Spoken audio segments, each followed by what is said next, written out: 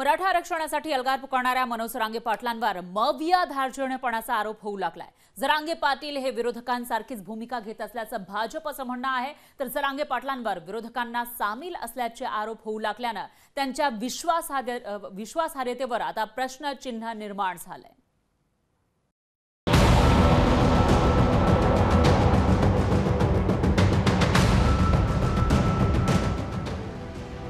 मनोज जरांगे पाटील हे शरद पवार आणि उद्धव ठाकरेंची भाषा बोलत असल्याचा थेट आरोप होऊ लागलाय। मनोज जरांगे पाटील यांचे फडणवीसांवरील आरोप राजकीय असल्याचा दावा भाजपने केलाय। फडणवीसांनी आरक्षणाच्या मुद्द्यावर मराठा आमदारांना पाठपुरावा करण्यासाठी प्रोत्साहन दिल्याचा दावाही भाजपने केला। उद्धव ठाकरेंच्या काळामध्ये मराठा आरक्षण केलं आणि मग त्यांना न बोलता कधी उद्धव ठाकरेंचं नाव जरांगे घेत नाही, कधी शरद पवारचं नाव जरांगे घेत नाही, कधी अजितदादाचं नाही, कुणाचं नाही नाव घेत। पण मला असं वाटतं देवेंद्र फडणवीसांचं नाव घेऊन त्यांनी आपली जे मूळ सामाजिक आंदोलनाची भूमिका आहे त्यातून त्यांनी बदल केला आहे। मनोज जरांगे पाटलांनी मात्र फडणवीस हे मराठा विरोधी असल्याची टीका केली आहे। देवेंद्र फडणवीस हे आमदारांना मराठा आरक्षणाच्या बाजूने बोलू देत नाहीत असा आरोप जरांगेंनी केलाय।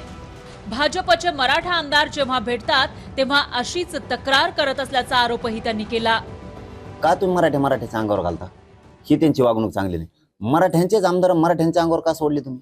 देवेंद्र फडणवीसांचं दुसरं काम असं आहे की ते कोणाला काम करू देत नाही, कोणत्याच मंत्र्याला आमदाराला काम करू देत नाहीत आरक्षणावर। भाजपच्या सुद्धा का बोलू नये त्यांच्यावर? आणि तुम्हाला असं वाटतं फक्त की मी त्यांनाच का बोलतो, ते करतेच ते। मनोज जरांगे पाटील यांच्यावर मविया धार्जिणेपणाचा आरोप करण्यात आलाय। पहिल्यांदा खासगीत होणाऱ्या टीकेला आता जाहीर स्वरूप आलंय। जरांगे पाटलांना याची फार मोठी किंमत मोजावी लागण्याची शक्यता नाकारता येत नाही। ब्युरो रिपोर्ट, लोकशाही मराठी, मुंबई।